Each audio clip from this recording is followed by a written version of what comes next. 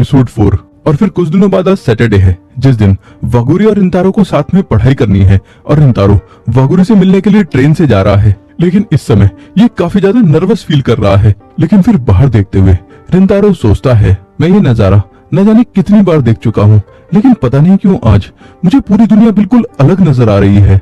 और फिर स्टेशन से बाहर आते के साथ रिंतारो वागुरी को देखता है और कहता है, क्या मेरी वजह से तुमको इंतजार करना पड़ा? वागुरी कहती है, नहीं नहीं ऐसा कुछ नहीं है, और मैं बस यहाँ पर काफी जल्दी आ गई। और रिंतारो वागुरी को देखकर सोचता है, क्या वागुरी हमेशा ही इतनी क्यूट दिखती थी? और फिर ये दोनों सबसे पहले एक कैफे में पहुंचकर खाना खाते हैं और खाना खाते के साथ वागुरी बहुत खुश हो जाती है और फिर कहती है, मैं हमेशा से ही इस कैफे में आना चाहती थी क्योंकि ये पढ़ाई के लिए काफी अच्छी जगह है, लेकिन इस सबसे ज्यादा जरूरी मैंने सुना था कि यहाँ का खाना काफी अच्छा है। और वागुरी को देखकर रिंतारो सोचता है, ये बात तो मैं भूल ही गया था कि वागुरी को खाना खाना कितना पसंद है। और वागुरी सबसे ज्यादा खुश तभी लगती है जब वो खाना खा रही होती है। और फिर खाना पीना करने के बाद वागुरी कहती है, अब हमारा पेट भर चुका है, इसलिए अब हमें पढ़ाई करनी चाहिए। और रिंतारो भी पढ़ाई करने को लेकर काफी एक्साइटेड है। लेकिन फिर जब वागुरी रिंतारो को कुछ समझा रही होती है तब ये दोनों काफी करीब आ जाते हैं। लेकिन जैसे ही ये दोनों ये चीज नोटिस करते हैं बड़ी जल्दी दूर हो जाते हैं। और वागुरी कहती है, मुझे माफ कर देना, मैं तुम्हारे काफी करीब आ गई थी। रिंतारो कहता है, नहीं नहीं सब ठीक है। और फिर वागुरी रिंतारो को पढ़ाना शुरू करती है, लेकिन रिंतारो पढ़ाई पर फोकस नहीं कर पा रहा है और रिंतारो का दिल बहुत जोर जोर से धड़क रहा है। और फिर काफी देर पढ़ाई करने के बाद वागुरी पूछती है, रिंतारो तुमने कहा था कि तुम इस बार किसी भी हालत में फेल नहीं होना चाहते, और तुमने ये बात क्यों कही थी? रिंतारो कहता है, मिड टर्म एग्जाम्स के बाद स्पोर्ट्स फेस्टिवल होने वाला है, लेकिन अगर मैं मिड टर्म्स एग्जाम में फेल हो गया तो मैं स्पोर्ट्स फेस्टिवल में पार्टिसिपेट नहीं कर पाऊंगा। और मुझे लगता है कि मैं बस अपने दोस्तों के साथ स्पोर्ट्स फेस्टिवल में पार्टिसिपेट करना चाहता हूँ, और मुझे माफ करना क्योंकि मैं समझ सकता हूँ कि ये काफी अजीब रीजन है। वागुरी कहती है, ऐसा कुछ भी नहीं है, बल्कि मुझे तो लग रहा है कि ये काफी कमाल की चीज है, और सुनने में ऐसा लग रहा है कि स्पोर्ट्स फेस्टिवल काफी फन चीज होगी। ये सुनकर रिंतारो सोचता है, वागुरी सही में दिल की काफी अच्छी इंसान है। और फिर वागुरी कहती है, और रिंतारो तुम्हारी बातों को सुनकर ऐसा लग रहा है कि तुम अपने दोस्तों से बहुत प्यार करते हो।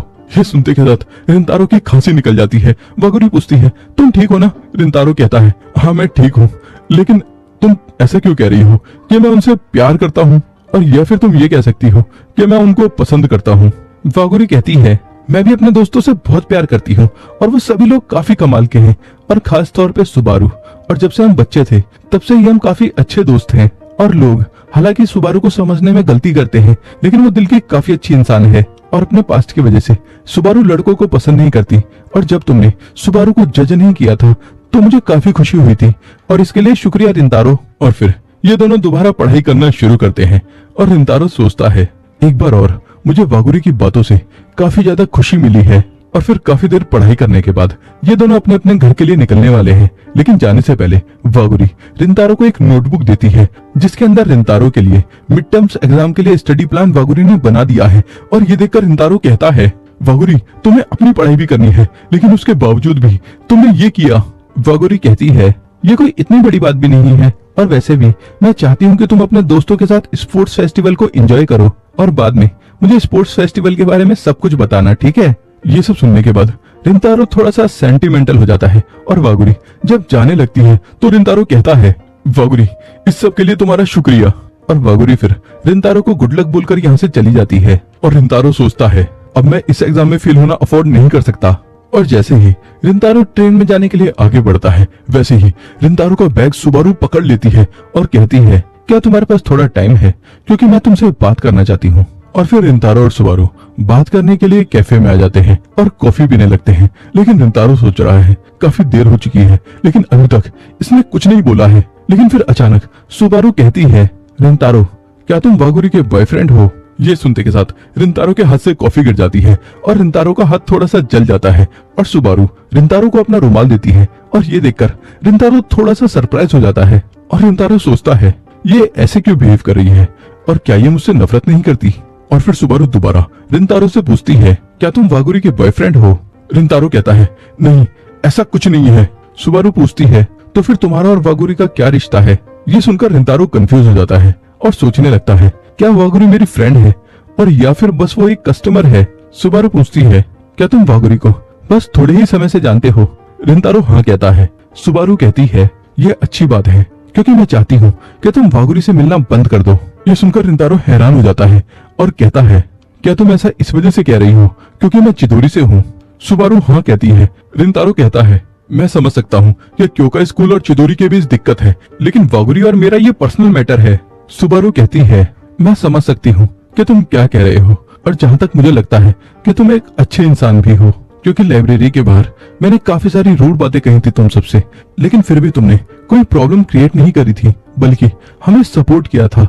लेकिन फिर भी मैं चिदोरी और आदमियों से नफरत करती हूँ, और जब मैंने तुम्हें वागुरी के साथ देखा था तो मैं पैनिक कर गई थी, क्योंकि अगर मेरे अलावा क्योंका स्कूल के कोई और इंसान ने तुम्हें एक साथ देखा होता तो वागुरी काफी दिक्कत में आ जाती, क्योंकि क्योका स्कूल के स्टूडेंट्स जितना चिदोरी से नफरत करते हैं उससे भी ज्यादा क्योका स्कूल के टीचर्स चिदोरी से नफरत करते हैं, और वो एक स्कॉलरशिप स्टूडेंट है, जिस वजह से पता नहीं उसके साथ क्या होता। रिंतारो पूछता है, सुबारू तुम वागुरी की इतनी परवाह क्यों करती हो? और तभी एक लड़का भागते हुए आकर इनके साइड में गिर जाता है, और सुबारू जल्दी से इस लड़के को संभालती है, और ये लड़का सुबारू के बालों को देखकर कहता है, आपके बाल काफी ज्यादा खूबसूरत हैं। और फिर सुबारू को शुक्रिया बोलकर ये बच्चा अपनी मम्मी के साथ यहाँ से चला जाता है। और फिर सुबारू कहती है, वागुरी ने भी मुझसे यही बात बोली थी जो ये बच्चा बोलकर गया है। और फिर सुबारू रिंतारो को बताती है कि सुबारू जब बच्ची थी तब लड़के सुबारू को सुबारू के बालों के कलर की वजह से बुली करते थे, लेकिन वागुरी ने सुबारू को प्रोटेक्ट किया था और कहा था कि सुबारू के बाल काफी खूबसूरत हैं, और तब से अब तक वागुरी सुबारू के लिए एक हीरो है। लेकिन अचानक सुबारू इमोशनल होकर रिंतारो को वागुरी से मिलने के लिए मना करती है और कहती है, तुम प्लीज वागुरी से मिलना बंद कर दो, क्योंकि मैं जानती हूँ कि उसने क्योका स्कूल में आने के लिए कितनी ज्यादा मेहनत करी है, इसलिए मैं नहीं चाहती कि वागुरी उस चीज को खो दे जिसके लिए वागुरी ने इतनी ज्यादा मेहनत करी है।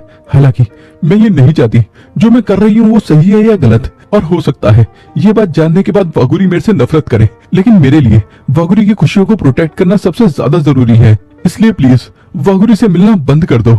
सुबारू की बातों को सुनने के बाद रिंतारो याद करता है कि चिदोरी और क्योका आपस में एक दूसरे से कितनी ज्यादा नफरत करते हैं, और रिंतारो को यह भी रियलाइज होता है कि सुबारू वागुरी की बहुत ज्यादा केयर करती है। लेकिन आखिर में रिंतारो को वागुरी की बात याद आती है, और वागुरी ने कहा था कि मुझे चिदोरी और क्योका से कोई फर्क नहीं पड़ता, और बस मैं तुमको जानना चाहती हूँ रिंतारो। और ये सब सोचने के बाद रिंतारो कहता है, मुझे माफ कर दो, लेकिन मैं ये नहीं कर सकता। ये जवाब सुनकर सुबारू को बहुत बुरा लगता है, और सुबारू कहती है, तुम्हें जानने के बाद मुझे लग ही रहा था कि तुम कुछ ऐसा ही कहोगे। और फिर रिंतारो यहाँ से चला जाता है, और घर जाते वक्त रिंतारो पढ़ने की कोशिश कर रहा है, लेकिन आज जो भी सुबारू के साथ बातचीत हुई उस वजह से रिंतारो अपनी पढ़ाई पर फोकस नहीं कर पा रहा है, जिस वजह से रिंतारो काफी इरिटेट हो रहा है। लेकिन रिंतारो को इरिटेट होते हुए देखकर कुछ लड़कों को यहाँ पर काफी डर लग रहा है, और इन्हें लग रहा है कहीं इनकी वजह से तो रिंतारो इरिटेट नहीं हो गया। लेकिन रिंतारो को ये बात बिल्कुल साफ है कि सुबारू दिल की काफी अच्छे इंसान है, क्योंकि वो किसी और के लिए इतनी ज्यादा केयर करती है। और फिर स्टेशन आने पर दो लड़कियां ट्रेन में चढ़ जाती हैं, लेकिन रिंतारो के साइड में दो सीटें होने के बावजूद भी ये लड़कियां डर के मारे रिंतारो के साइड में नहीं बैठती, जिस वजह से रिंतारो इनके लिए सीट खाली करके यहाँ से जाने लगता है। लेकिन ये लड़कियां रिंतारो को पहचान लेती हैं और रिंतारो को रोककर रिंतारो को शुक्रिया कहती हैं, लेकिन रिंतारो इनको नहीं पहचानता, जिस वजह से ये लड़कियां रिंतारो को बताती है कि लाइब्रेरी में रिंतारो ने इनके लिए सीट छोड़ी थी। और ये सुनकर रिंतारो को याद आ जाता है ये कौन लड़कियां हैं, जिसके बाद रिंतारो कहता है, क्या तुमने उस दिन पढ़ाई अच्छे से करी थी? ये सुनकर ये दोनों लड़कियां बहुत डर जाती हैं और एक कहती है, हाँ उस दिन हमने काफी अच्छे से पढ़ाई करी थी। रिंतारो कहता है, ये सुनकर मुझे काफी अच्छा लगा। और ये कहकर रिंतारो ट्रेन में आगे जाने लगता है, और ये लड़कियां नोटिस करती हैं कि रिंतारो एक काफी ज्यादा नाइस इंसान है। और फिर रिंतारो ट्रेन में आगे जाकर खड़ा हो जाता है और सोचता है, मैं काफी हैरान हो गया था, और मैंने नहीं सोचा था कि वो कभी भी मुझे शुक्रिया कहने वाली है। और वैसे उनका बिहेवियर काफी अच्छा है, लेकिन लगता है कि वो मुझे देखकर थोड़ी डर गई थी। और तभी रिंतारो को याद आता है कि वागुरी हर छोटी से छोटी बात के लिए भी रिंतारो को शुक्रिया कहती है, और रिंतारो सोचता है, वागुरी काफी अच्छे इंसान है, और कहीं मेरी वजह से वो किसी दिक्कत में न पड़ जाए। और लगता है कि सुबारू सही कह रही थी, और सुबारू की बातें याद करके रिंतारो काफी उदास हो जाता है। और फिर कुछ दिनों बाद आज रिंतारो के मिड टर्म एग्जाम के रिजल्ट का दिन है, और टीचर टुस्का इनको बताता है कि उसामी और रिंतारो फेल नहीं हुए हैं। और ये सुनते के साथ पूरी क्लास काफी जोर से चीयर करती है, और पहले तो सभी लोग रिंतारो और उसामी की तारीफ करते हैं, और फिर साकू को इनके पास होने का क्रेडिट देते हैं और उससे मजे लेने लगते हैं। और रिंतारो देखता है कि उसके 59 नंबर आए हैं, तो रिंतारो काफी खुश होकर वागुरी को इस बात के लिए मैसेज करने वाला होता है कि वो पास हो गया। लेकिन रिंतारो को सुबारू की बात याद आती है, जिस वजह से रिंतारो वागुरी को मैसेज नहीं करता और बस थोड़ा अपसेट हो जाता है। और तभी बाकी सभी लोगों की मस्ती के चक्कर में रिंतारो का बेंच गिर जाता है और साकू जब रिंतारो के बैग और कॉपियां उठा रहा होता है, तब साकू की नजर रिंतारो की कॉपी में पड़ती है और इसके अंदर वागुरी का एक नोट है जिसमें वागुरी ने रिंतारो को गुड लक कहा है। और साकू फिर रिंतारो से वागुरी के बारे में पूछता है और यहाँ ये एपिसोड खत्म होता है।